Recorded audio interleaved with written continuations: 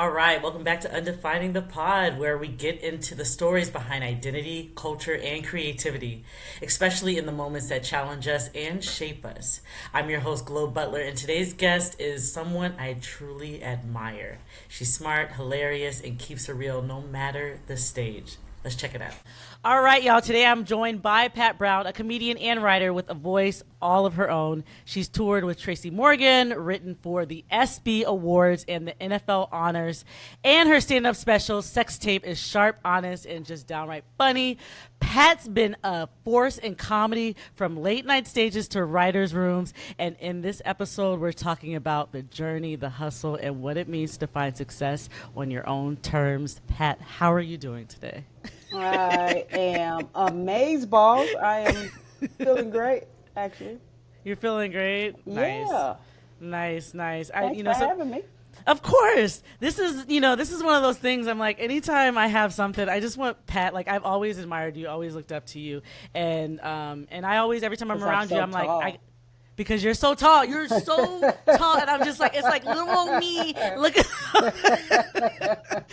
up at Pat like, hi. Yep. No, you've been a huge role model in my entire, not role model because you have to volunteer to do that, but you basically, That's true. you didn't even know it. You I volunteered. do not consent. I do.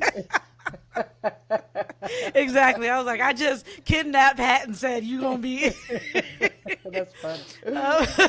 But yeah, no, I just think you were just one of those people that, number one, I could look at and tell that like you were, it's not just looking at somebody and seeing yourself on TV and seeing yourself in general in comedy, but it's truly the full on identity of like just me and feeling just a little bit inspired to be a little different in rooms or to be a little different, have a little my voice being different and stuff like that. But you've just been phenomenal, and I know sometimes it can be awkward when people just sit, you're like there and they just give you all these compliments. But you're just one of those people that I've always admired and will always admire. So it's an honor to have you here today on this podcast of Undefining.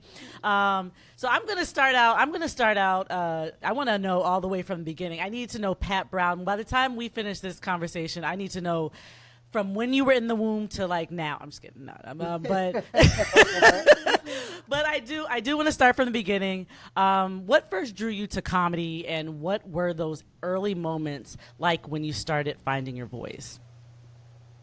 I think comedy was just always a part and around my life. I learned early on that comedy was a form of it's almost like money. It because how valuable it can be in terms of making people feel good about you feeling about good about them, how it changes the moment. And I learned that early on. My father was always funny. My mother's funny, but she's different funny. My mother is, I always like to say, because there are two types of funny. People that say things funny, and people that say things in a funny way. And my mother was always one of the people that say things in a funny way, and my father was the kind of person that would say things funny, would say funny things. Mm-hmm. And then my brother was funny, and I always like to say this, but it's really true. My brother was probably my best friend until I was like 10 or 11 years old. I just always was around him or whatever. And so I was always his audience. He'd always tell me jokes and whatever. And then I remember one time he was watching some TV show with a stand-up comic, and he laughed. And I was like, that's not funny. He said, you just don't understand. And I was like, oh, how dare you? I don't understand the joke. So it was like always then. And I was like, I got to figure out what this is. So it ain't just about laughter. It's about, people are designing things to put things together to make things funny. So, and I've always had that in me. And I just always kind of like, it was in me to want to do it because I felt like laughter was so joyful. And to feel people with laughter was so joyful. And I just kind of always understood that's who I was, and And if I couldn't be that, then I didn't want to be around anybody. I remember I had a roommate when I first moved to Atlanta, and I knew him when we were in college, and so he had moved to Atlanta, and then I moved to Atlanta. And he's like, "Stay with me, I live with you." And then I was like, we were cool. We used to go out together. He was a gay man, I was a gay woman, and we used to go to these clubs. We was having fun. He could cook. And then one day, I had was start sneaking off and doing comedy, and then he found out about it. He's like, "Oh, you do comedy? You do with the little corny jokes?" And he said it off the slide, and in my mind immediately, I was like, "I'm moving out." I really did. It was like, because I knew if I had just one person pushing back against me, then it somehow would delay or deter what I wanted to do. And I didn't want any resistance from anywhere about anything that I wanted to do, with this thing that I was trying out and I wasn't sure of. So I didn't need anybody else's insecurity about what I was doing. So I literally moved out. I think our lease was up in like 2 months or 3 months or whatever. He was surprised. I was like, "Nope, I don't want to go it alone. I want to be in my own apartment." And then I started to go to the comedy clubs, and I never told anybody until I got good enough that I was comfortable, bombing or not bombing in front of people. So yeah, that was my journey. I just I didn't know what it was going to be. I just know I wanted to try this thing out. I never had a intention to be a comic. I just had an intention to see if I could be funny in a group of people, in front of a group of people. And it just started snowballing from there. I started really, really enjoying the process. You were built for this, because I feel like just somebody who is that self-aware of the people that they should be having around them while they're vulnerable and getting into something that is, at that time, I'm not here to tell nobody's age, but I'm just saying, like, I would just say that moments have progressed. Okay, there are people of color that are gay, queer, that are able to get up there and talk about everything, and even about their friends and stuff like that. And it doesn't have to be a secret. But I think that one thing that I see that you just knew that would be in the way. And sometimes gay men can be shady. I'm not even, if you're gay and you listen to this, I'm sorry, but sometimes gay men can be a little shady. So you gotta be careful, like, who is actually rooting for you and who is actually like against. Well, you know what? I just think it is.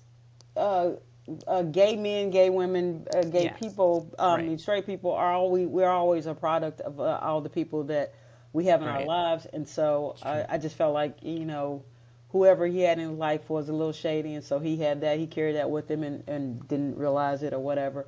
But that also ruined our relationship, because I was like, if you don't even see this part of me as a funny person, then you're not really seeing me.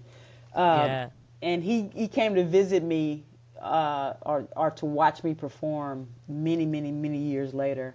I was going to ask, are y'all still in contact? Are y'all still cool? Is that like No, I don't think he never knew that that's the reason that I moved out. Never knew.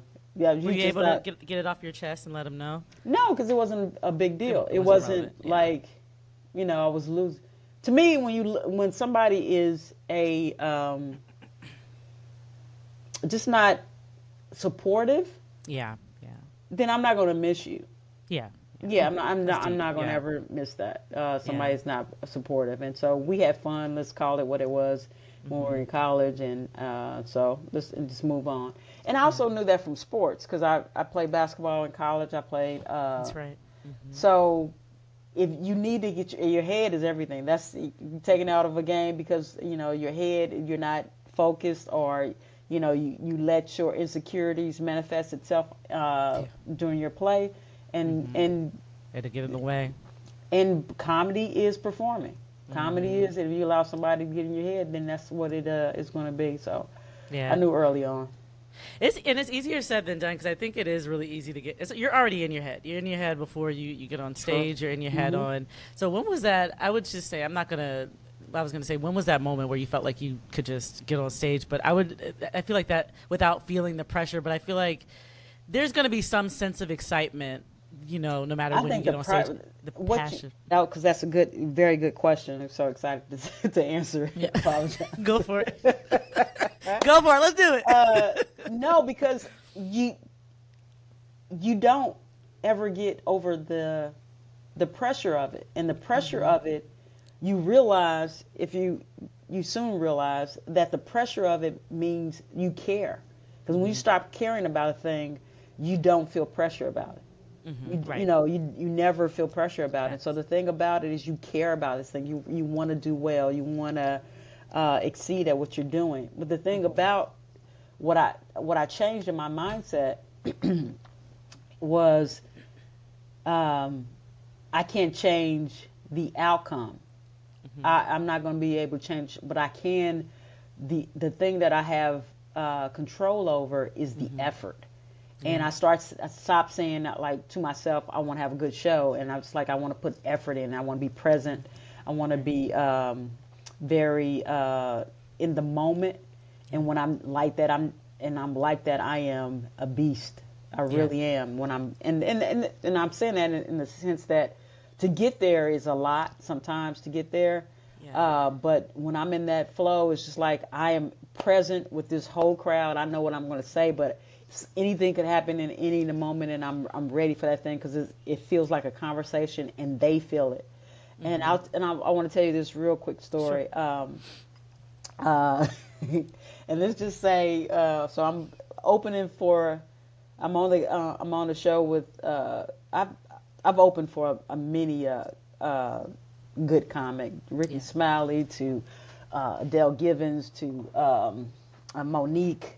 But anyway, so I'll say all that to say, I'm on the show, and then I've learned this thing, and I've learned to do my prep, and this prep has a lot to do with just my mindset flowing and get myself, and so I'm really into this preparation thing that I do, that pre-game ritual that I do, and I'm backstage and I'm flowing, and I go on stage and I'm present, and I'm just hitting them, and it's not necessarily my jokes, but it's also I got them just talking to them, I got them just interacting with the audience member or whatever, and then I have a great crowd. I have a great response. They respond to me. Good show. I leave. And then the headliner comes up, and they didn't change the vibe, and so they didn't do well. Then I did this the next show, and they didn't do well. And so in our little Sprinter or our little van going back to the hotels, they say to me, "What are you doing?" And it was an indictment about, like, I know it's you the reason that I'm not doing well, but I wasn't the reason they weren't doing it well. Right, they just couldn't change the energy, because the energy that I was coming up with, but it was almost to the point that stop doing what you're doing, right? And that was a powerful thing. Yeah. And I realized if I can tap into that, and that's, like I said, if I tap into that all the time, then I can achieve the goal that I want, which is, nationally known comic, and just having special after special, because this is the thing that I love to do. I wake up thinking about this thing. I go to sleep at night thinking about it. And I was looking today on Instagram at the Explore page, and I looked up stand-up comedy, and just scrolling through it. It's white males. Then there was a white woman, and then it was Indian woman, and she spoke. She was speaking her native tongue or whatever. So Indians, is billions of them. So but millions, but boy, white males, and I was like, wow. And you would think that you would see, and there was one black guy, and it wasn't necessarily him. It was the joke he was telling. It was a kind of misdirect off white people, and white people love to hear about race when it's not directly about them. Right. So Yeah. so that was this joke. And I was like, I want to break through that noise because our voices, and when I say our, I'm talking about black women and I'm talking about women in general. We don't get to, it's very seldom we get to amplify our voice. And I think Taylor Tomlinson was one white woman that was up there, but she has her own show and whatever, and she's a a white woman that you don't get many of them, but they do allow some to break through. But and it can just be a lot of white males, and so our culture is like, let's see 30 different white males and see if they're all different. And if they can't, what would be really different if you actually have somebody with a different experience. So that's the big goal. I'm still trying to break through, and that's what I want to do. It's an ongoing thing. I'm starting to see more people being intentional over a lot of the shows now that are being produced. Well, a lot of it's produced by BIPOC, somebody of color. That's that intentional. But when it comes to like just your regular whatever, a producer, maybe they're trying to book for the comedy clubs and stuff like that. And I kind of want to just talk about like the comedy clubs because I think that's one thing that I feel like the comedy clubs also struggle with is booking enough. Seeing more than one black females on a lineup. It happens. Don't get me wrong. There are shows like that they're on there, but they'll throw two in there and then the rest of them are white men or they're just men in general. Like they're like, okay, one and maybe even, or I've been on ones where it's just like they check off the box like, okay, you're black, woman and gay. Like, okay, let's do it. So they feel like they just have that, already sealed if they just give a little, I took pictures when I was traveling with Tracy. We would go to some comedy clubs and some casinos, and I would I would take pictures of the headlining comics that would be coming after us. And so, and majority of them were names that, you don't know of or not household names, but they were selling out these comedy clubs because of course a lot has to do with social media, which is great, but it's social media is in and of itself. You have to find your tribe, and to do that it takes work too. I'm starting to notice that's how comedy is kind of that's what's I had to sit with a few comedians to talk about that. I was like, well, I don't even like social media. I was like, I don't know how to do this thing, but TikTok, it'll take you really far very quickly too. You just got to post every day. There is something to be said about it, but I think when you can find your tribe, you can do this thing in a way that you don't have to. You don't have to placate anybody. You can just be your authentic self, and people will follow you. And so, that's true. It's just the balance has been difficult. Writing comedy and then trying to figure out what the thing is to that people will gravitate to you on social media. And sometimes you can do it, but most of the times it has to be something. I don't know what it is for me, but I'll figure that out. But that is the goal. You've made it this far, with the different changes in the comedy scene and the different things that have happened. I don't know if this looks just a little different than what you've seen before. I don't know if this is something that like this transition to like social media, or not even transition. I'm not speaking, but just including social media.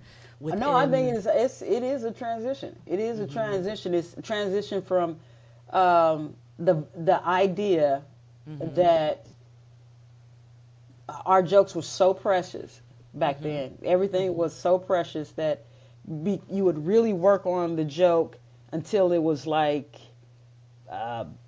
just bam, bam. Every little part from the setup was not no fat in it, and it's streamlined to the best version of the punchline.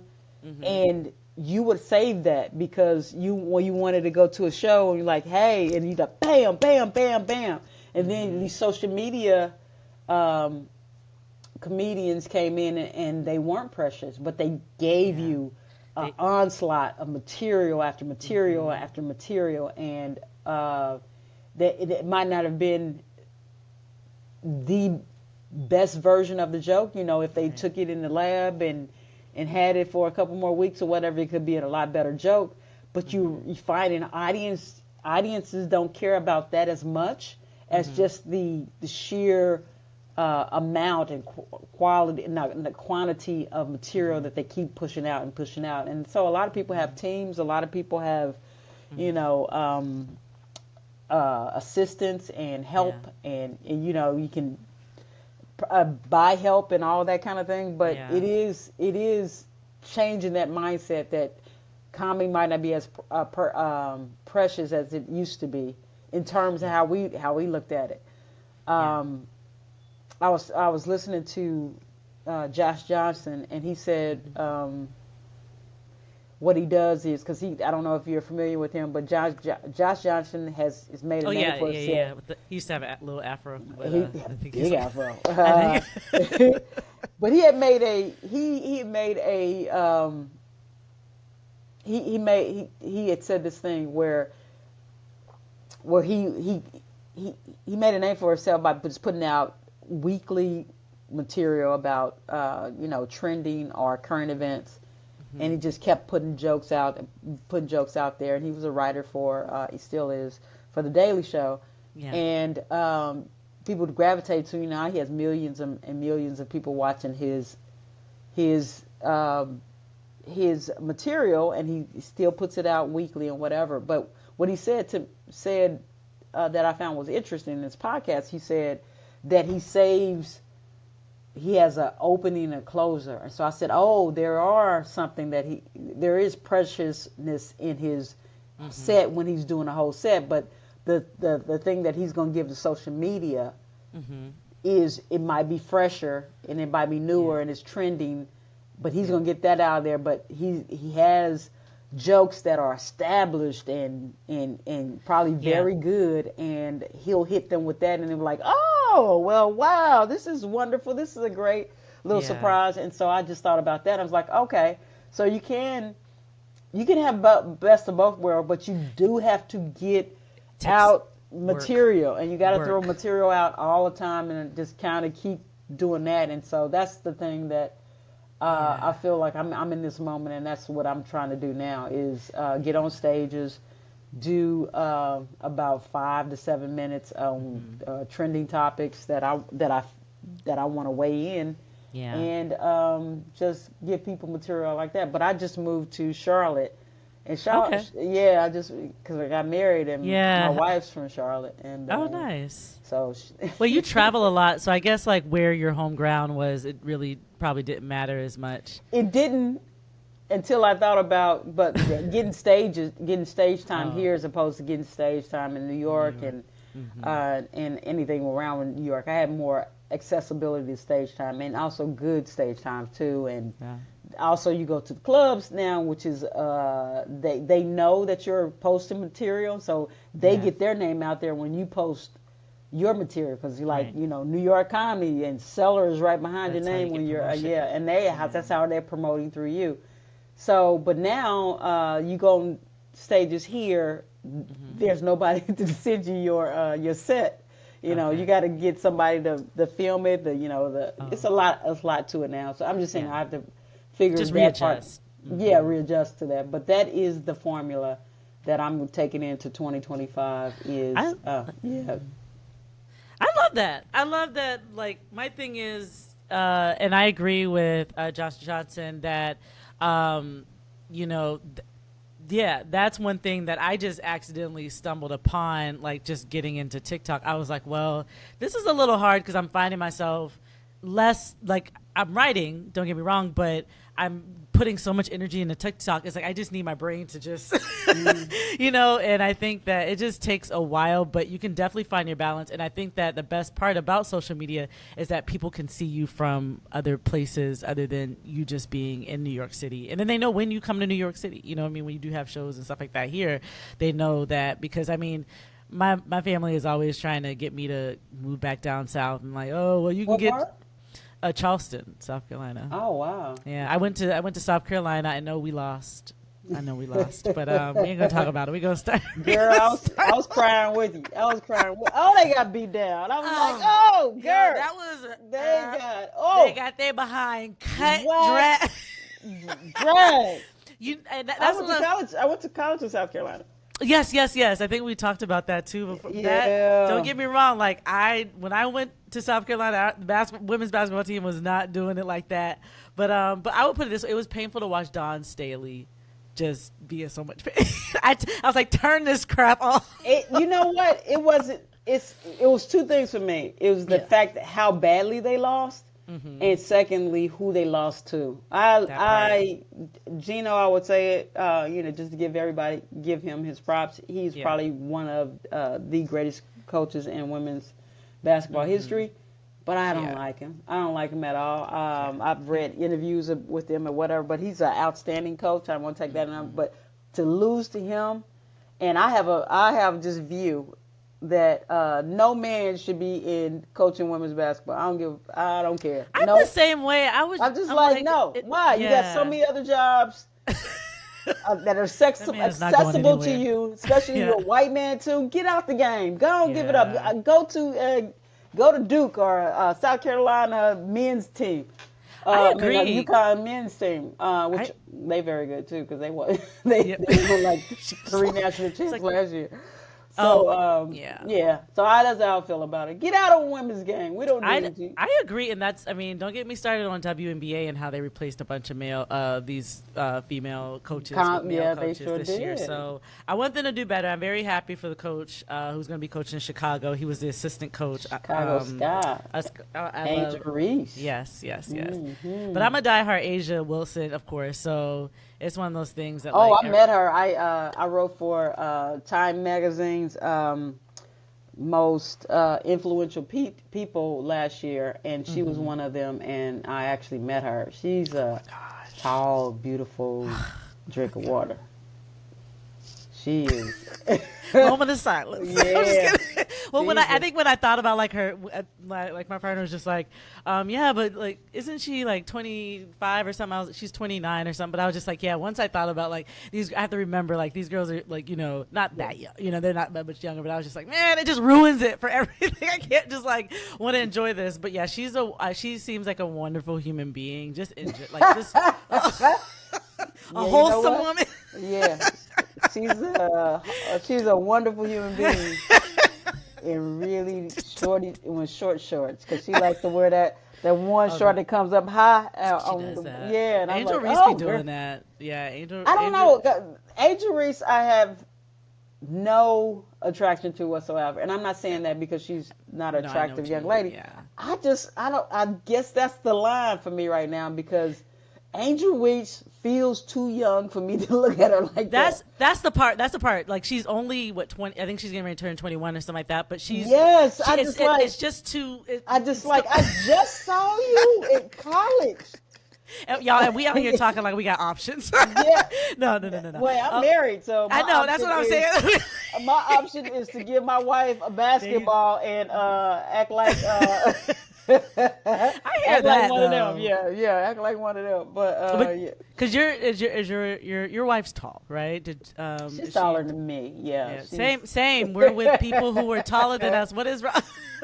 Oh, I told her that. I told her like she saved me from the apps, the dating apps, because I said if I found you, I would have never found you on a dating app because she's lighter than I wanted her to be. She's taller. Not that I wanted her to be, but that I had put on the app that I thought that because every time they're misleading.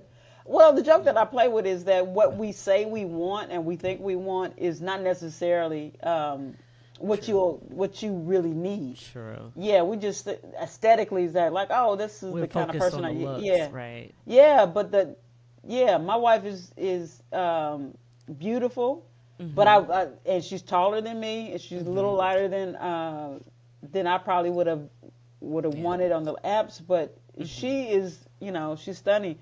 And I wouldn't have gotten her. And I tell this joke because I always say it just to piss off white people mainly. because I said when I'm on the apps, I'm color struck. I don't do nothing white. I don't do nothing Latino. I don't do nothing Asian. I don't even do light skinned black people. I need skin. I said I don't need skin that don't bruise easy. Um, That's funny.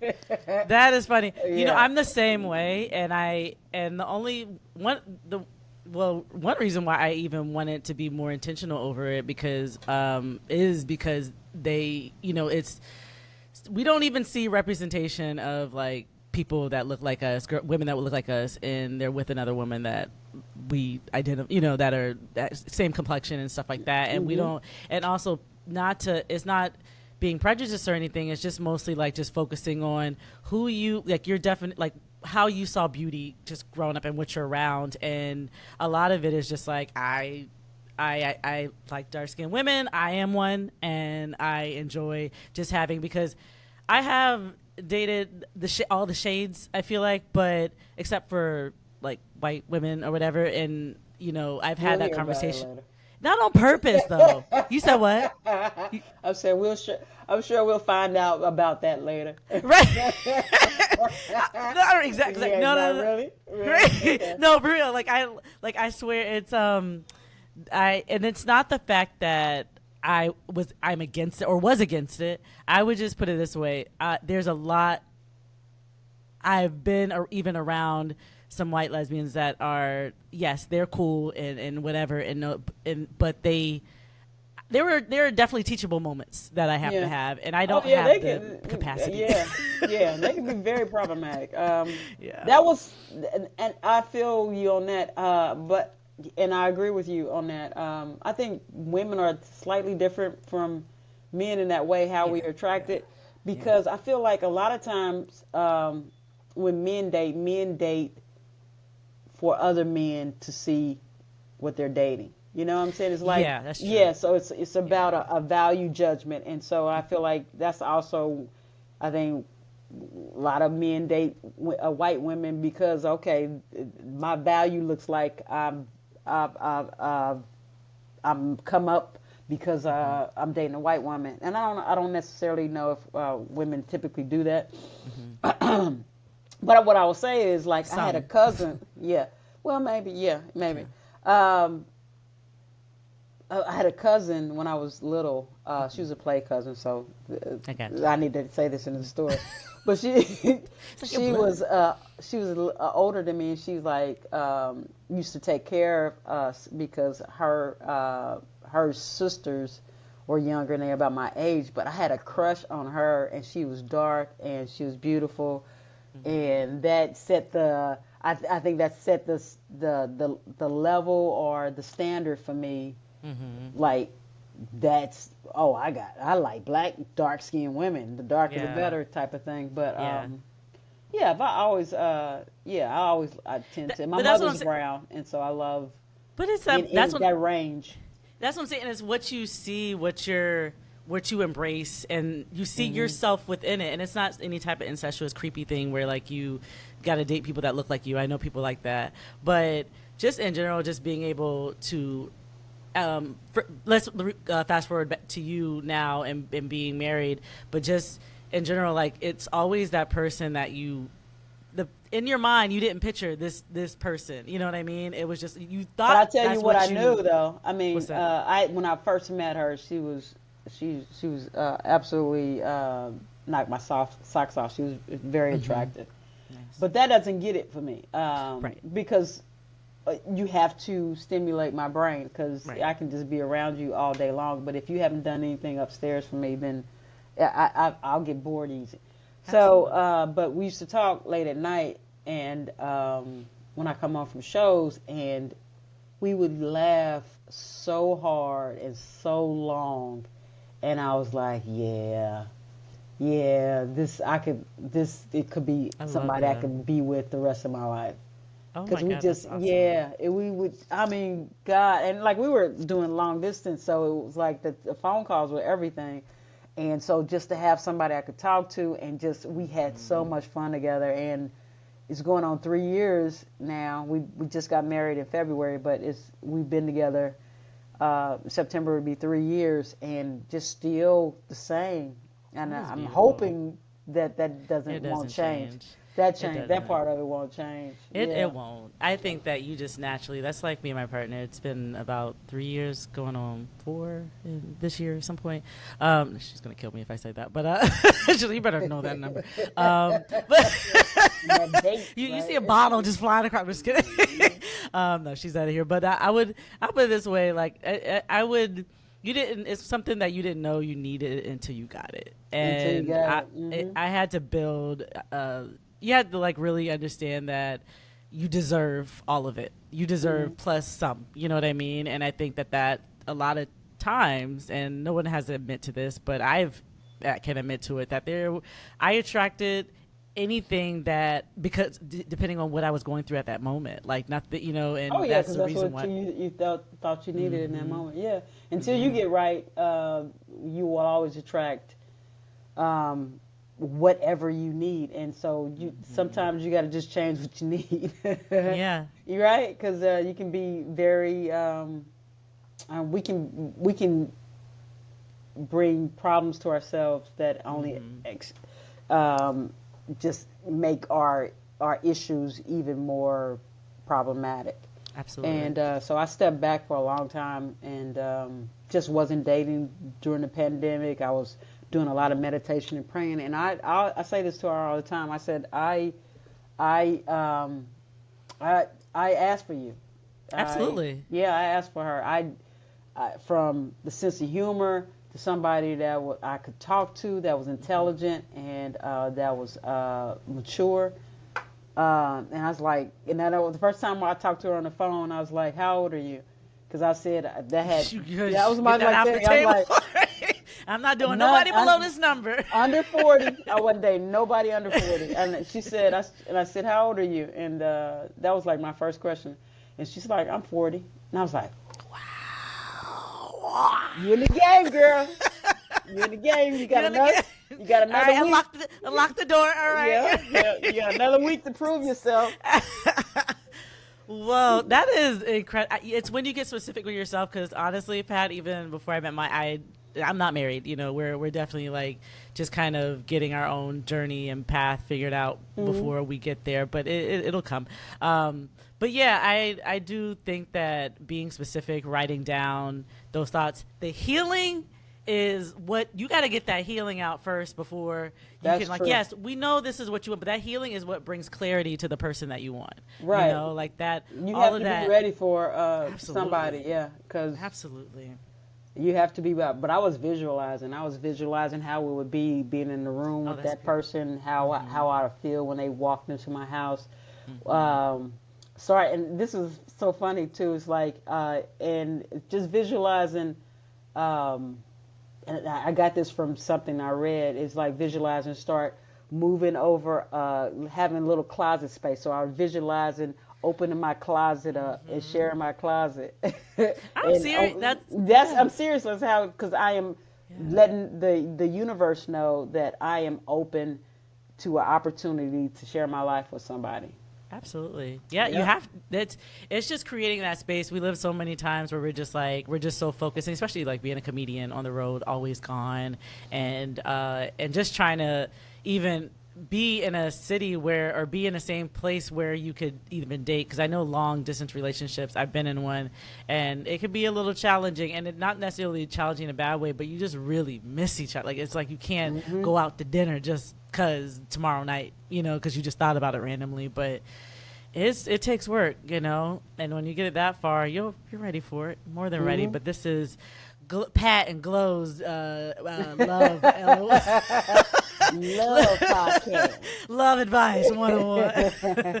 But I wanted to jump back into a little bit of just, I know you've written for shows, and then also you tour with Tracy Morgan. Hmm. And how did those experiences shape your perspective as both a comedian and a writer? And I know we touched a little bit on that when you were talking about TikTok and just the whole transition, especially now. But like, do the worlds seem similar to you as far as like writing when you're writing for the like an award show or writing for a television show? I wish.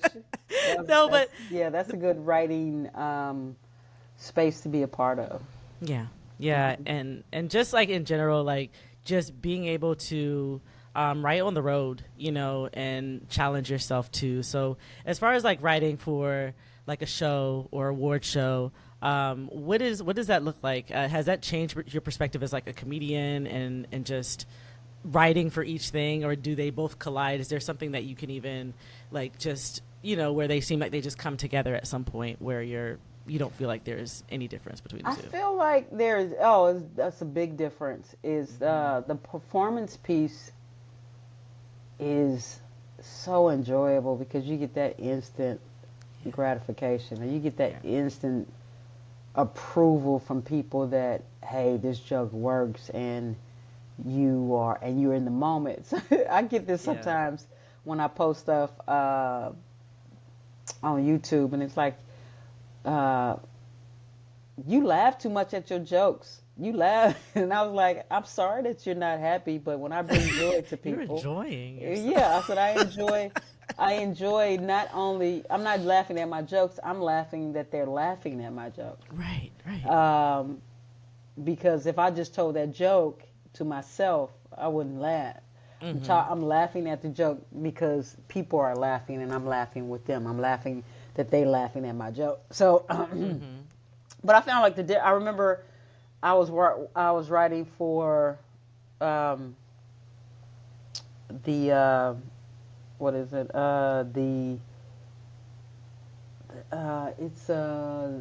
It wasn't the ESPYs. It's the NFL Honors. I apologize. It's the NFL Honors, and it was Steve Harvey. He was the host. We come in, and then we have it's so many things about writing that you cannot say because of the networks, personal.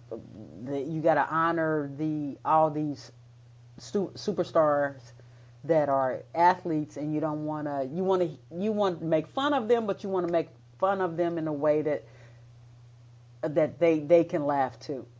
And so it's a lot of things that you. So how can you be funny when you can't say X, you can't say Y, you can't say Z? And so we're in this room. I'm the only woman, and I'm the only black woman. And I knew Steve Harvey before, but he didn't remember me or whatever. So you forgive him. Right. I forgive him. And so what happens is before the host even gets there, we've already written a whole bunch of stuff, and he kind of signs off on it and says what's funny, and so you kind of get a feeling what his sensibility is like and what he likes. And so he's looking down the list of the jokes. He said, "Who wrote this?" And he said, "I like this. This is funny. This is like," and it was my joke. And I was like, "Oh, I wrote that." And he's like, and then you could tell he finally sees me, right? And so every day we come in our group and we write, because you have to write, like, you're writing every day because he might not like it. The NFL Honors might say, no, this is too risque.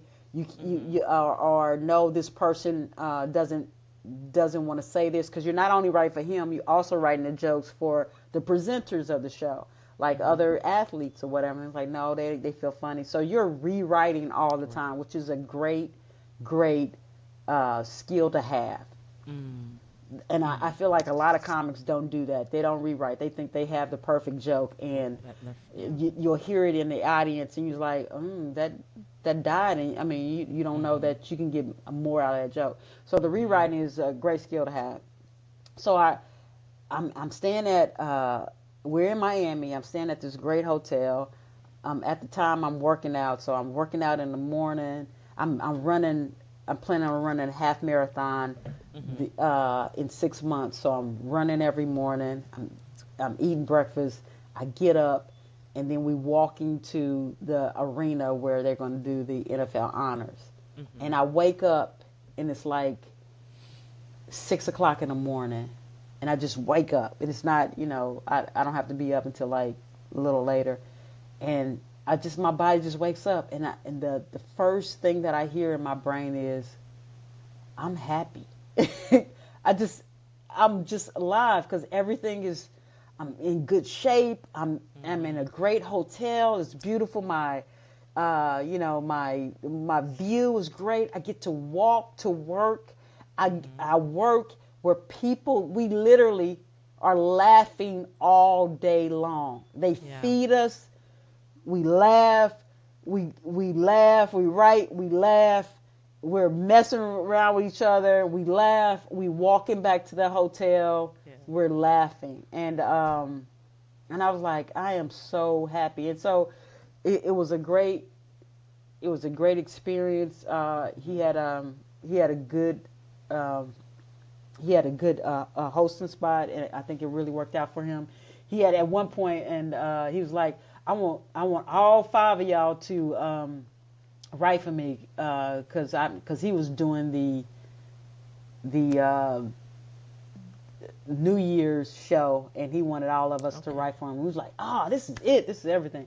And I think COVID hit, and then he forgot all about us. But but you know, hey, people in the moment. But it was a pleasure to write for that. But also, it was just also he's a phenomenal stand-up, and so the way he put life into our words was great too. And a lot of comics can't do that. They can do their own jokes, but they can't do with somebody else's jokes. So that was just wonderful. But as a stand-up, I get to write those things for myself. And the thing that is great is that you just have time to work on those things and whatever. But in these days now with social media, even you just got to throw them out there. I think you're excellent. Like I think the skills that you've developed, even writing for other comedians, I think that takes a special voice, or like I feel like that takes a special skill, because like you have to really observe and know and study. Like it's not just writing things out, but just writing how they would make it sound like them. Well, I found that if you write for human nature, I mean, because I can tell jokes about my experiences and my stories, but also a part of what makes me, I think, a good writer that can also write for other people and have successfully written for other people is because I have really good observational skills. I was always, like I told you, my brother always used to tell me jokes and whatever, and he was an observational comic. He would look at people. He's way more negative than I am, and always just ragging on people. But I don't have that skill. I'm not as good as he is. Like the roasting and he is, but he's so good. He's still good at that. But it made me observe things. Yeah. And as a funny person. And then the crazy part about it is when I started doing stand-up, my mother could not believe that I was doing stand-up. She's like, you're so quiet. And I don't even know if my brother knew it. I think my sister knew that I was funny. Yeah. This is how nobody in my family knew me well. I won most humorous in high school. And these mofos didn't even know when I started comedy that I'm a comedian. I can be funny. Yeah. My whole school know. Yeah. And you people that live with me don't know. But I always just say that like that comedy, because that's kind of like very similar to my background too. My like family said I would be shy, but then I got class clown or something like that. but it was like, I think that when you're young, you're also like self-conscious over like what your family, your family is different, than that's you true. being silly around your friends. Yeah, you're right. You're absolutely right. Yeah. You're absolutely right. And also too, I wasn't trying to vie for attention in my household. Yeah. So,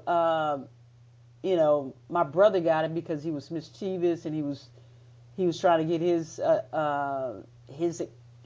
attention negatively, And then my sister was always talking, and so it was like she was always filling the room with air and whatever.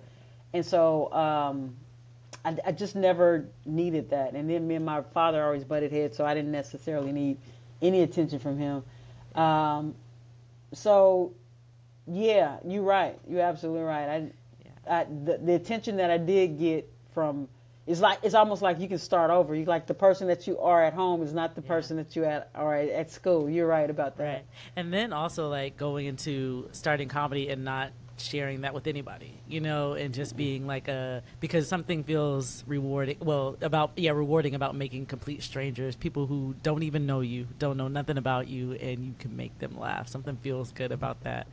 I love laughter anyway. So if it was a group of people that, the stranger part is fine. But what I was gonna say is, it makes me feel just as good. Like I'm at this place now too. Like my mother and me have such a good time just laughing together, and that makes me feel just as good as when I have a show that I did really well. Well, not just as good, because I've written those jokes for the crowd, for the audience. But when me and my mother, we're just, we're talking and we're having a good time and we're seeing things and we just making light of the things. So she's always been my reciprocal joy. We always try to have a good time wherever we are. And so that's something I carry that's also her. Yeah. I love that. Yeah, we carry our, especially black families that have, we always, no matter if it was everybody roasting each other or whatever, we always laughed in the black household, and that's always something we can take with us. So I want to just, before we wrap up, I did want to touch on your your special, your comedy special sex tape, which is Fearless in the Best Way. What was the process behind it, and what did you want to say with that word? Originally, I feel like it's a terrible name now. I realize now it's a terrible name, but the impetus behind the name was because at the time, a lot of people were doing sex tapes, right? Or those sex tapes got leaked, and it was a big thing, and it's like everybody was arguing that Kim Kardashian's sex tape was all a money grab, and she did it for attention, for money, and whatever. And so I just felt like a sex tape had become the way to get your name out there in the world, whether you did it purposely or not. So that was the thinking behind the sex tape. But honestly, because I did Colbert, I did a stand-up spot on Colbert right before it came out, and because it was sex tape, he didn't even want to say the name on the. Yeah, and so it was just always, and then sex tape, like sometimes I would put it on Facebook and whatever, and because of the word, it would throw off people, and then it's so funny too, because my fiance, she was visiting me in New York, and then her son called her, and he said, "Mom, call me back." He was upset, and he was like, she got, and he was telling her, this is the conversation she's saying that he's having with her. Do you know she got a sex tape out? He said, what did she have? Then this is the part that made me laugh. He said, what did she got you up there doing? I know that's right. You better go find out what's going on with your mom. Find out what's going on with your mom. But she visited New York, of all places. Right. She got lost in the sauce. Right. The shady woman that got a sex tape out on the internet. What? I forgot, like now wow. Kids can just find stuff. And was Googling me, and that came up. Man. And if you saw the cover art for sex tape, it is really kind of, suggestive. Because I had my two best friends. I had one of my best friends, and so her back is turned, so you see her in a lingerie, and then I have my male best friend. He got a pillow over his head, but he got his shirt off, so that's all you can see is like his hairy chest, and I'm in the middle of them, and writing, have like a notepad, and we're all three sitting in the bed, so it looks like I'm just writing after they fell asleep after we've done something, like sexual. Brilliant. Yeah, but I think that's. and I it was think a it's great. It was yeah, and then I had the mic hanging off the headboard after the side. So it was a great. I thought it would be great promotionally, but actually, sex tape was a name that was not great. But I think that like maybe I think that's maybe like in the you think like mid '90s or like in late '90s or something like that. Like if that it probably would have hit different because I feel like I think it wouldn't even. I think it wouldn't even flew. But sex tape was also what was behind sex tape is to be as open and as free as I possibly could. Because I feel like people in the sex tape, if they don't know they're being filmed anyway. Right. They are open, they're free, they're doing exactly what they feel like doing, and so that was also a reason. So I wanted to establish that I was a gay woman. I wanted to establish that I also was a woman and how I was being affected in the world, and so I was really proud of it, of that album. That was. And also one of the best times I had leading up to that album because I literally went out almost every night. I did 6 or 7 shows a week just perfecting the jokes on that album. And so it made me so happy because I had a goal. So, that was something I'm really proud of. That's awesome. Yeah, I mean, I'm glad that you were able to not be afraid to take a risk. You know what I mean? There are a lot of things that, I mean, you've been in the game for a long time. You would know, would this be something? And it's one like, unless you put yourself out there and just do it, like you would never know if that would have worked or not. And I think it's clever. I would rather something be out there and then maybe people don't want, like maybe, yes, it might be the cover, the name of it might be controversial, but I would rather it be out there. You know what I mean? Yeah, Then and that's also another thing that I feel like is really great about having an album out.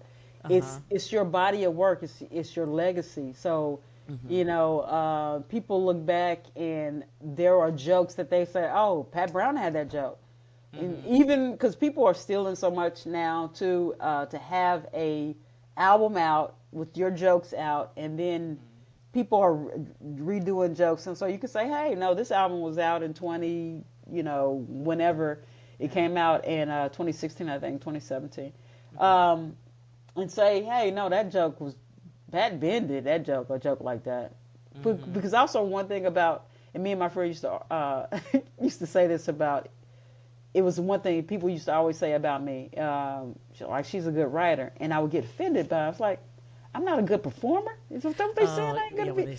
And then we both realized, and he used to say, somebody used to say something about him. I forget what his thing was. And we used to, so that's, then we really, as we gotten like a little older in the game, we started realizing that's the thing that really stands out. That's a superlative that somebody is compliment you. And so, but we always we hear what we want to hear. And so, but that is the thing that has carried me through my whole career is the fact that people really do feel that I'm a good writer or my writing stands out. I would say that. Yeah, your writing stands out, but then also like when you get on stage, I mean, I think that people have their version of what they think is what type of performer they see.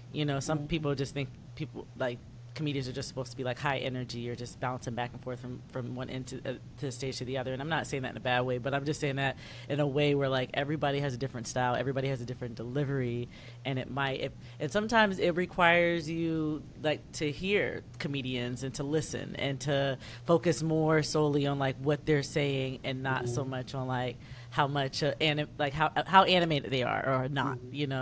I the think best compliment that I took in. It might not have been the best compliment, but the one that I love was when a comic friend of mine said, "Give it up for Pat Brown, effortlessly funny," and I was like, "Okay." Yeah, I love that. You can't, because and I that resonated with me because my flow is like conversational.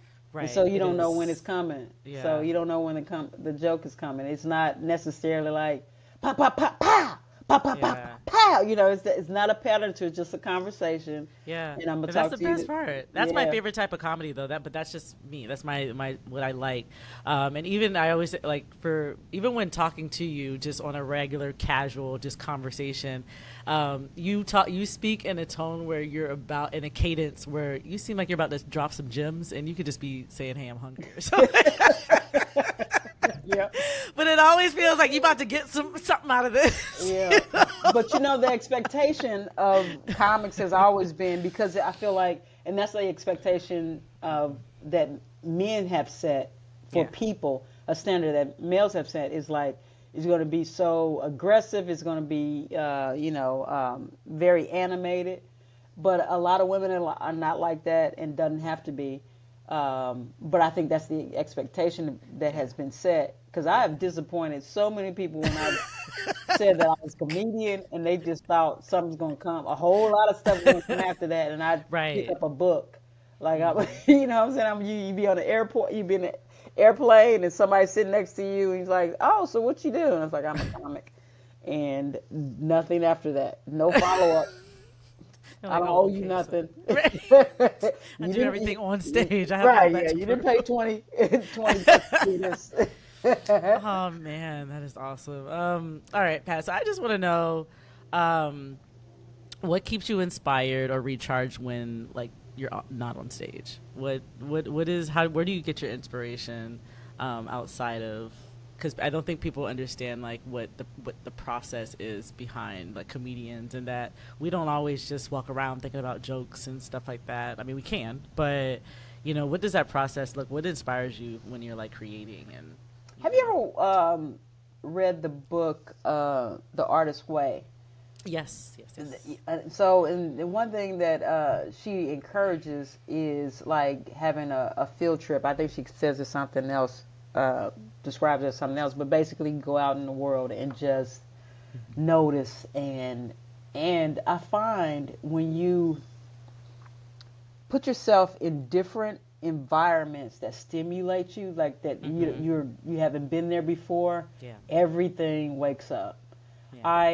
And I was telling my wife about this. I was like, I'm gonna do a field trip because I've been down here a year now, and she drives me everywhere. I'm like a third grader. She drives me everywhere. You have a driver's So, license? Yeah. I do, but I said, can we continue this? And she said, what? And I said, you driving me around, because I said I really prefer not to be driven. And she said, well, I really prefer you not to drive. And I was like, okay, you hurt my feelings, but I get the outcome that I want. I was like, oh, I didn't know it was going to come out like that. Exactly. But whatever, I'm accepted. So I was telling her, I said, I'm have to incorporate a field trip once a week because I've been in the house too much because I'm trying to do social media and I'm trying to write and stuff like that. I said, but I need to be in an environment that it stimulates me. And so the other day, a friend of mine called me, and he had said he just moved here and he found out that I lived here. And we had a coffee date yesterday. And when I came home and I was like, I was just writing like crazy because somebody knew, we went to a coffee shop I've never been to, a part of town we've never been to. He was telling me stories about things and I was relating. So I would say the thing that keeps me stimulated is just new environments, new stimuli. Just get yourself somewhere that you haven't been before and see what comes of it. Just immerse yourself in things that you don't normally do, because those things will stimulate the hell out of you, and it really will. And that's the thing that it's always been that way for me. And I think I'm not special in that way, but I think people don't think. I think people think it's inspiration, but that inspiration is really caused because your brain is going to, oh wow, look at that. Oh wow, look at that. New. Right? Yeah. Yeah, something new. So your brain wakes up. Yeah. So that's what it is.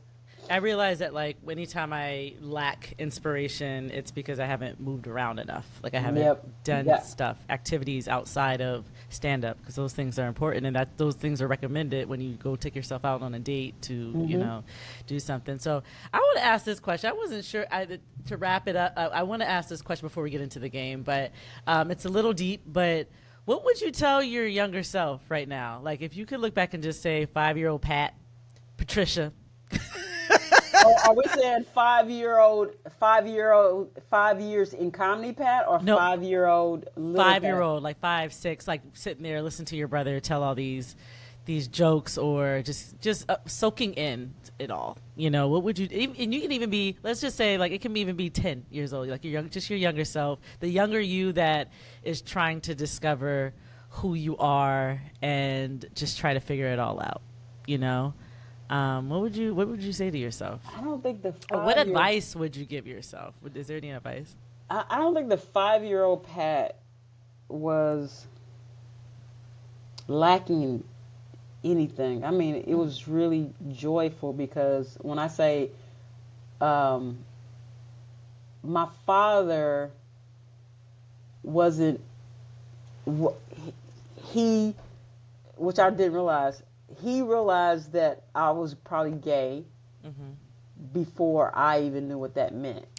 Right. And so, but that didn't kind of materialize until later on, until, you start 10, 11, 12, 13, and, you start dressing the way that you want to dress to express yourself and all those kind of things. And, but the 5-year-old little Pat was having so much fun because I had a brother and everything that he did, I wanted to do. And it was like, of course they bought him boy stuff, not everything. Yeah. But a lot of things that he bought was just that he got, I enjoyed, and he needed a second player. So we like, Okay. So the fighting robot game, just like Army Men. I don't like dolls of no stripe. So the Army Men thing didn't work for me because I don't care what men say. That's a doll. It's a doll, and I don't do dolls. But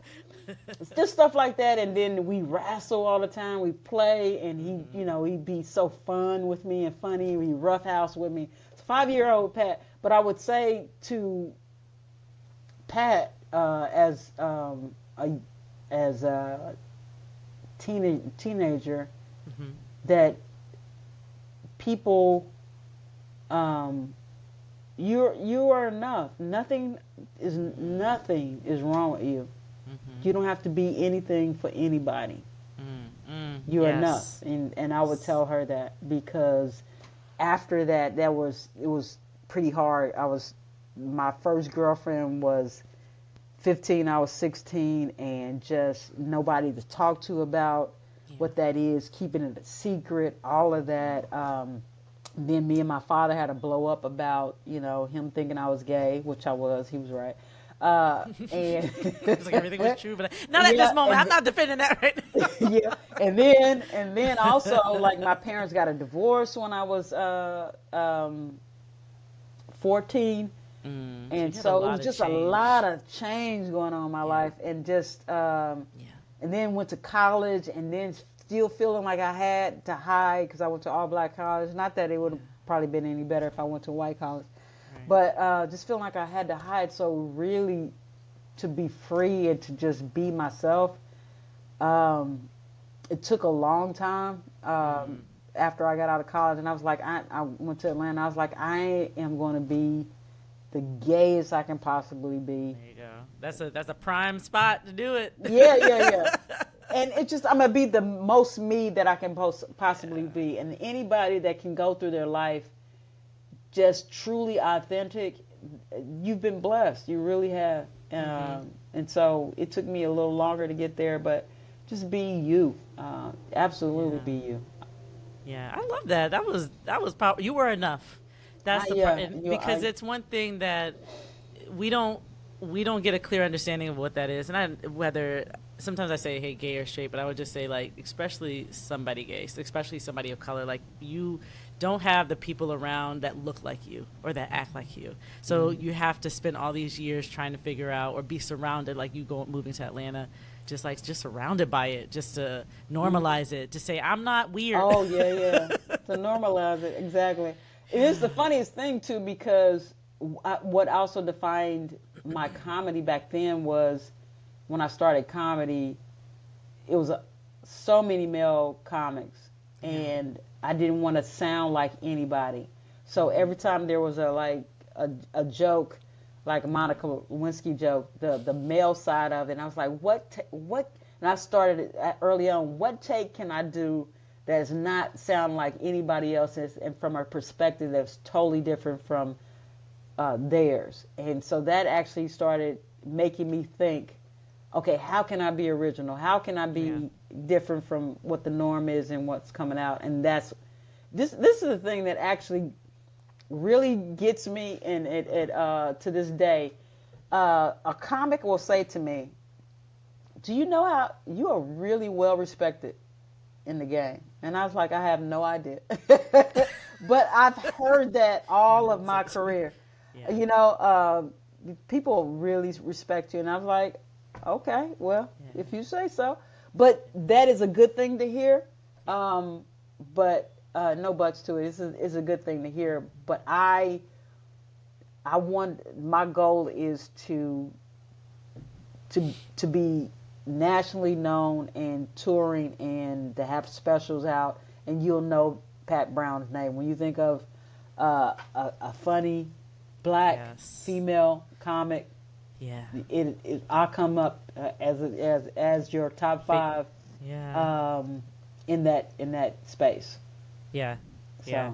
that is. I mention you. I throw out your name whenever people are just like, "Oh, what comedian do you feel most related?" Because I mean, it's so easy to Google somebody that's even the least bit, and they don't even have anything. Like even I've been that person to Google myself, and they'll have like Jerry Seinfeld or something. And I'm just like, you couldn't even attach Pat Brown to a photo. We got at least a photo together. Oh, it's out. Well, actually, also one thing too with my friend Miss Pat is like it's complicated things a little more because she's also from Atlanta. Well, not also from Atlanta.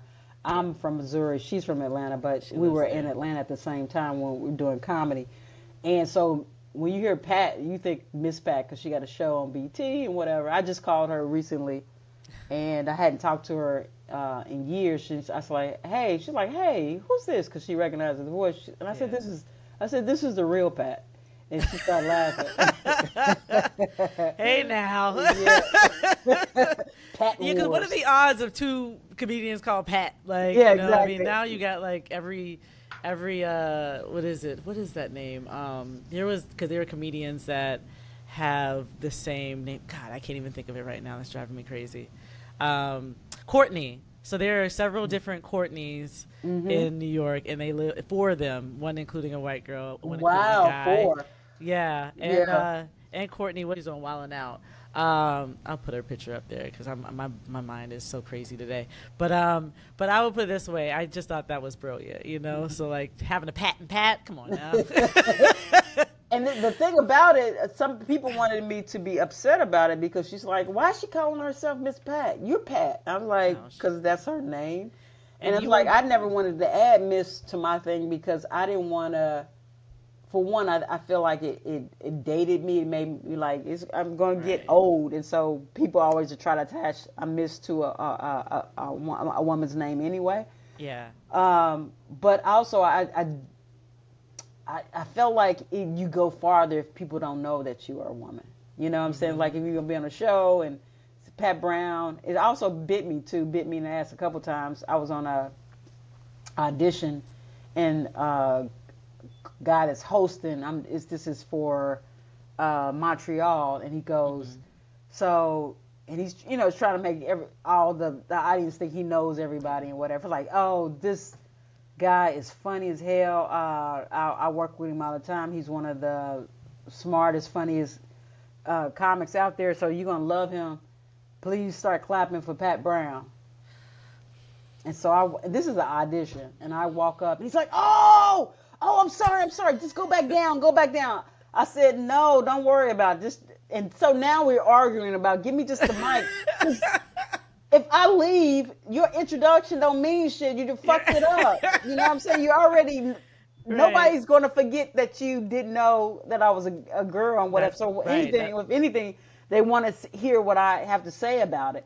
Yeah. But yeah, so that's happened to me like a few choice times. So that's insane. Yeah, that's insane. I forgot back in the 90s. Pat Brown sounds like a white boy's name. It is a white boy's name. I think there's actually a movie out there called Pat, if I'm not mistaken. And there's a song called Pat Brown. Yeah. It is. It's an old. A guy told me about it. He's like, do you know there's a white? Yeah, and then there's a governor named Pat Brown out of California, and I get that sometimes. So. Oh, interesting. Wow. Yeah. Like, no, just me, comedian, doing my thing, living my best life. Is he doing comedy? So don't worry about it. It's exactly. That's all you gotta do is Google comedian Pat Brown. That's all you need. All right, Pat. So we're gonna play a little game, and then I'll get into your socials now. I'm going to explain the rules of the game. There's not really strict rules, but you know what it is. And then go from there. But I'll give Pat 2 options, and she has to pick one. No overthinking, just fast picks. The questions can be comedy-related, tour, life-related, or just offbeat personal preferences. The fun is the spontaneity and not the explanation, although you can explain this. So basically, I'll give you a prompt, and then... like an option, and you can just let me know which one you which one you prefer over the other, Pat. All right, so let's go. Early show or late night crowd? Early show. Okay, I know. Go to bed early. See, that's the 40 and up talking Pat. The energy is always better though. It is. The energy is always better because drunk people they think they're fun, they're not. They're not. They're never. If you're the drunk person in the audience, you're never fun. Nobody likes you. No. All right. So, coffee before a set or a cocktail after? Neither. That's fair. Neither. I've gotten to the point that I can't drink, and I waste too many hours to try to recover from a drink. And coffee, I'm very sensitive, so I have to have a coffee way early in the morning, or I can't have one at all. Oh wow! And is that just for comedy shows, or do you not? No, I don't do any. Okay. Oh, that's good. I mean, I don't do any stimulants before a comedy show. It's just that, I don't. Yeah. Like I said, I have a routine that I do, and it's just about a ritual that gets me hyped and. I'll do that, but I don't do anything before, and I don't do anything after. Well, that's good. Keep it simple, and like you said, because I want to go to sleep after. Thank you. And alcohol doesn't do nothing but like really mess up your sleeping pattern too. People don't realize that. Yeah. Yes, it does. So I definitely don't drink. It's like 4 a.m. in the morning, you eyes wide open. All right, writing solo or bouncing ideas with friends, or just people or comedians. Both. Both. I need time alone. I always need time alone. I'm an introvert. Yeah. But I love bouncing ideas off people. Yeah. I love that. That's the funnest thing. And that's the thing, one of the things I so enjoyed about being on all these writing shows. Yeah. I love it. All right. So theater gig or dive bar stage? I feel like that's obvious. Pat, I'm sorry. That's an amateur question. No. Dive bar can be interesting. That's the best way to put it. I'll take the theater gig though. I'll take the theater gig because usually those people want to be there, and sometimes a dive bar they didn't know there was comedy. That's true. So they didn't know. You got to go down with them. Exactly. Why is the TV off? It's the a trauma. Comedy show. Forgive us. The freaking trauma. Oh, you guys don't even know what we go through. All right. So, L.A. or New York comedy scene?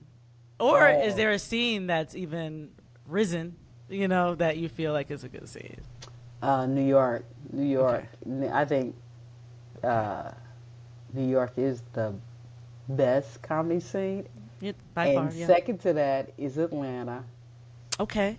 And New York, Chicago used to be all right, but I have no idea what it is right now. But it used to be pretty great too. Okay.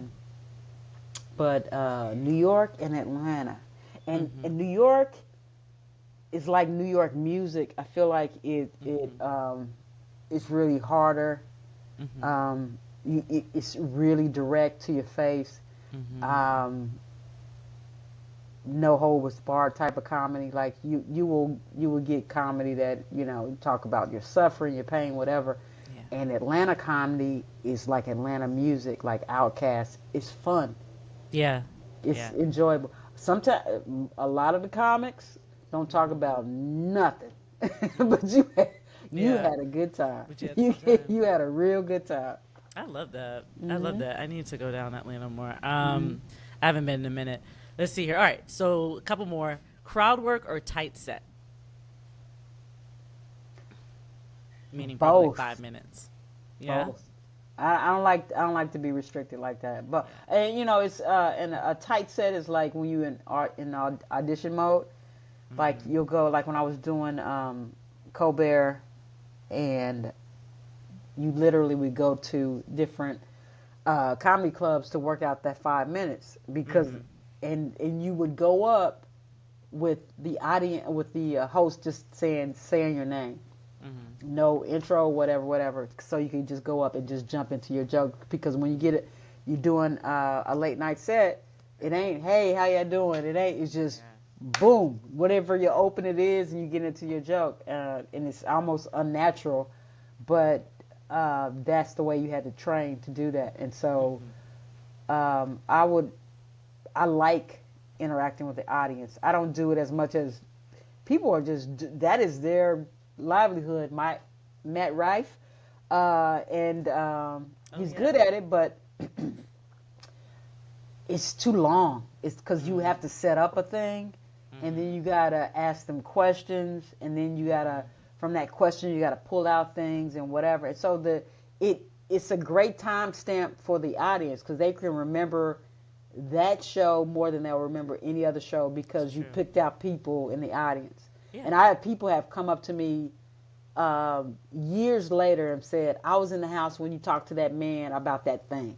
Yeah. They remember that. Oh, nice. That's So it timestamps a show for them, but it takes too long. It takes too long. And for me, like if something happens, I have a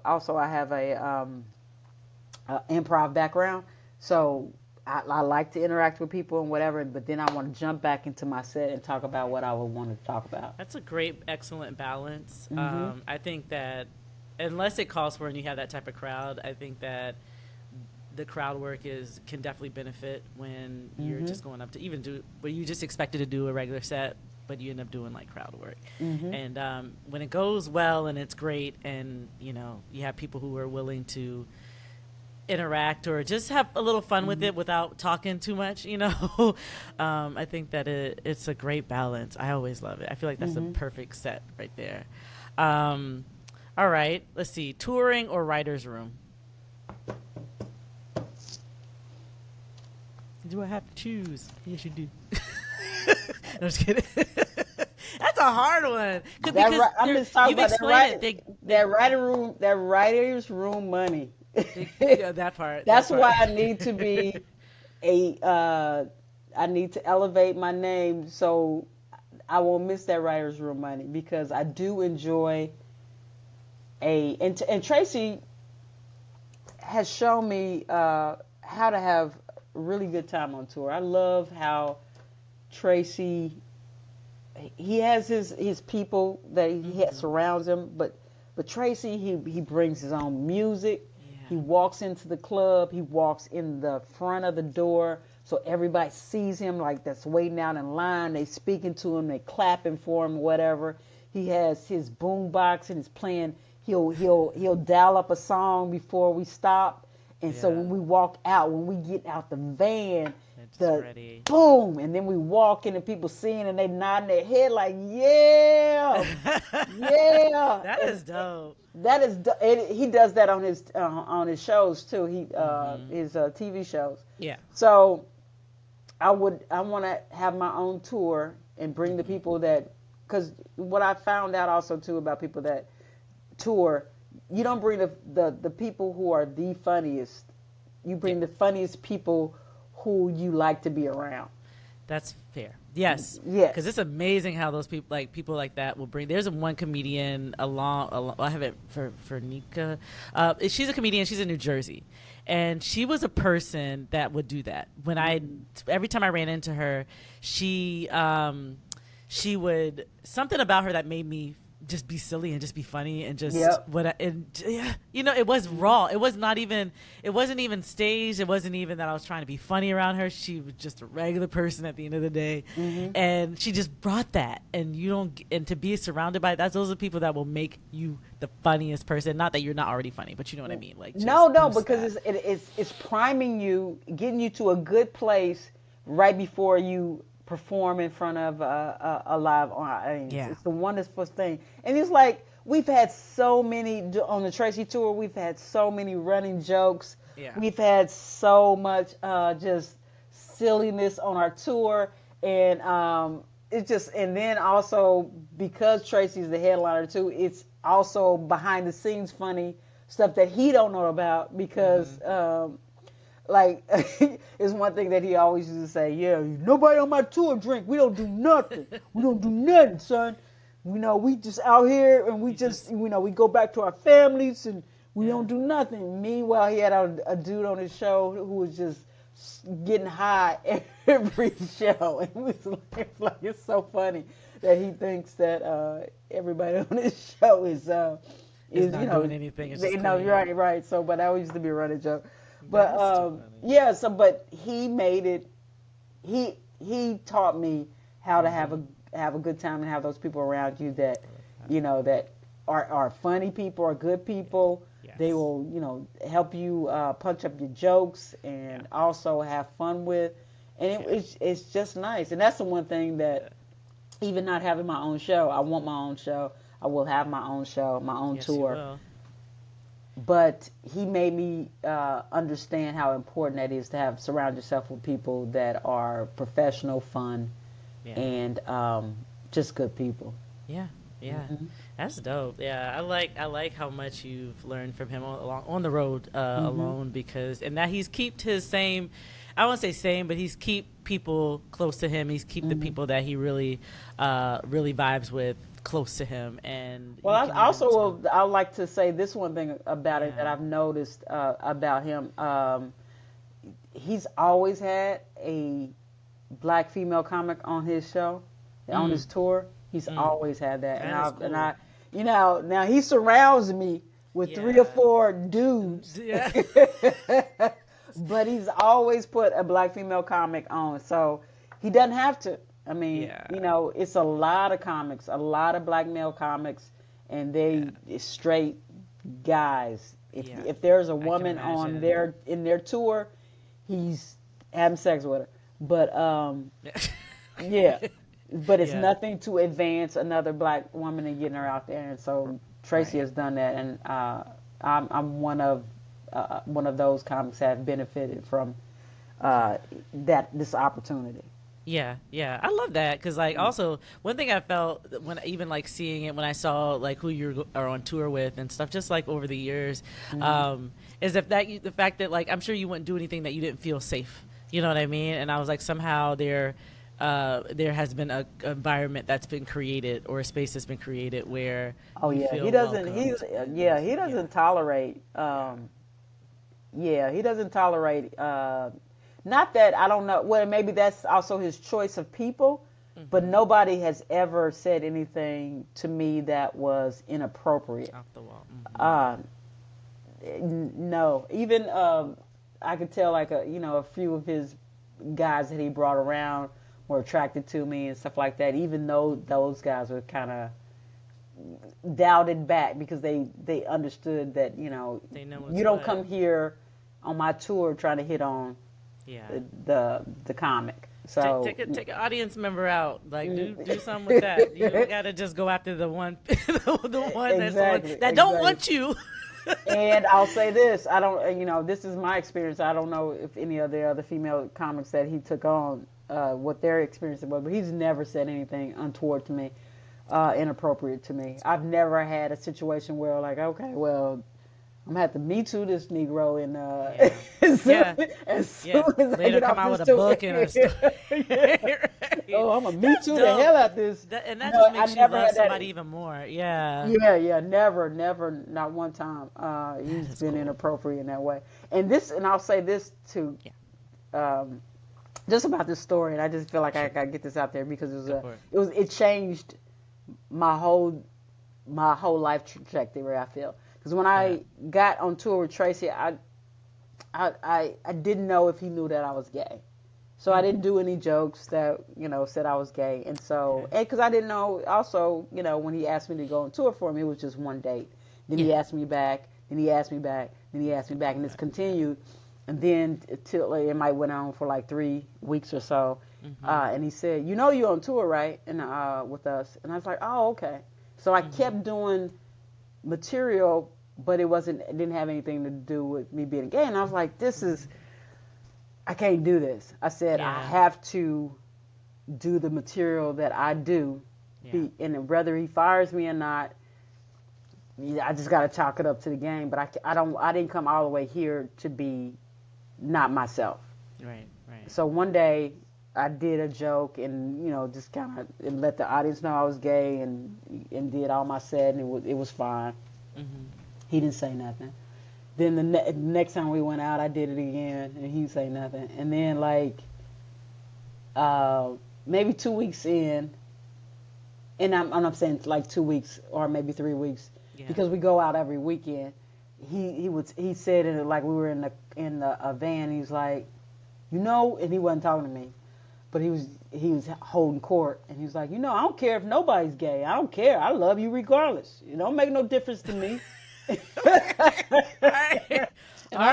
was like looking around like, who else is gay? It's like it's more than me. That is too funny.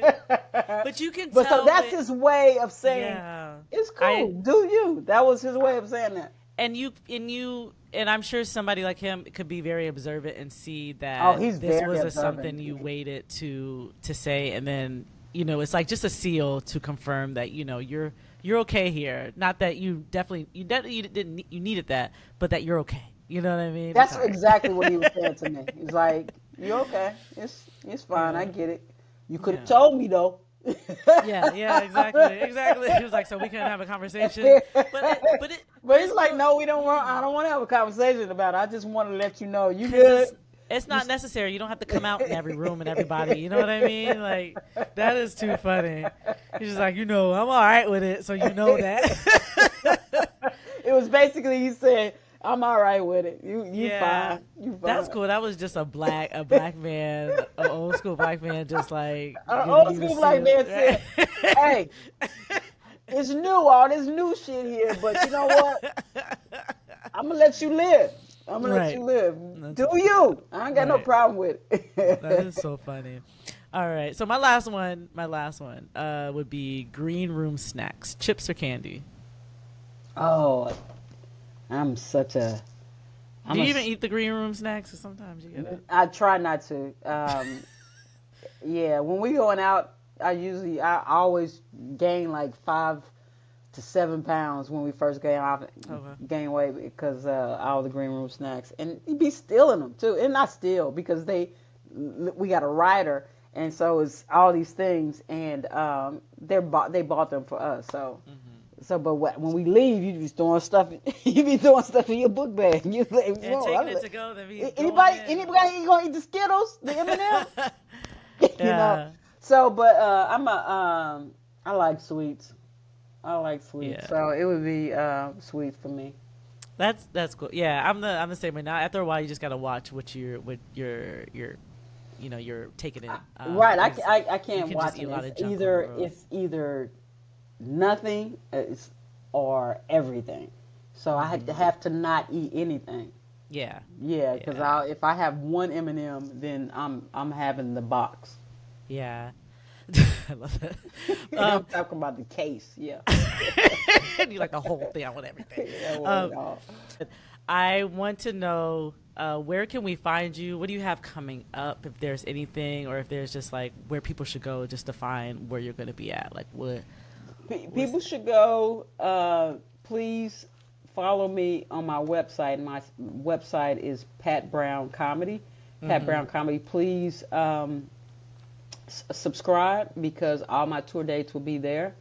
And I don't have anything coming up, and that will soon change because, like I said, I do want to put out a special. I have material, but I'm putting all the things together. So please sign up for that.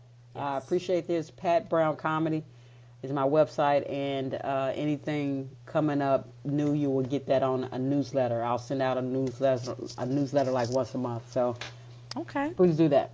Nice. Thank you, Pat. Well, it's been a pleasure chatting with you today. This was a lot of fun. Can I just say one other thing? No, go for it. Yeah. And you can follow me on anything at Pat Brown Comedy. Pat Brown Comedy is for all my social media stuff.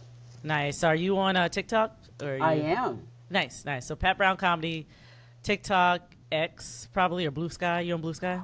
I'm on both of those. Yeah. Okay, that's okay. Threads, Instagram mostly. Oh, Threads. Yeah. Nice. All right, make sure y'all follow. I'll make sure I put it in the bio, all of your socials, all of your websites, and are you on Facebook? I gotta get back to Facebook. I haven't been on. I have an account, but I'm not on there, and I just made everybody known, mostly just family and stuff. Not really made it known, but I'm just not. It's not my platform, Nobody pays attention. What? It was such a good platform, and then I realized that it's millions of people that have millions of fans on Facebook. I was like, really? I thought it was falling off, and I was like, they done told me it was the algorithm, everything changed. It's and then now I'm going back to it. Yeah, because you should. I think it's always something to have handy. I think when we have to use. Unfortunately, as comedians, we have to use all of the platforms that we possibly can to just make sure our faces are always being seen. Right. I haven't given up on it. It's there. I go in and get to, if there's anything, or sometimes I just have my Instagram tag or, post things on there so I don't have to go and whatever. But you're mostly active on TikTok. I'm mostly active on TikTok now. I talk a lot about WNBA, so that gave me like almost over 2,000 followers. Nice. Okay. I would say talk about that. Then I will come on your TikTok and talk about that with you because I need somebody to talk to WNBA. Man, I'll be ready for you. All right. Thank you so much to Pat Brown for joining me and sharing your story with all of us. Whether she's writing, touring, or just speaking truth through comedy, Pat continues to carve out space for authenticity. And that's what this podcast is truly all about. If you love this episode, be sure to subscribe and share with someone who just needs a good laugh and a little perspective. You can follow us on Instagram at Undefining Podcast. We are on Spotify, Apple Podcast, and YouTube at Undefining the Pod. And if you want to support the show, head to buymeacoffee.com/Undefining the Pod. New episodes every week. Until next time, keep redefining. Undefining.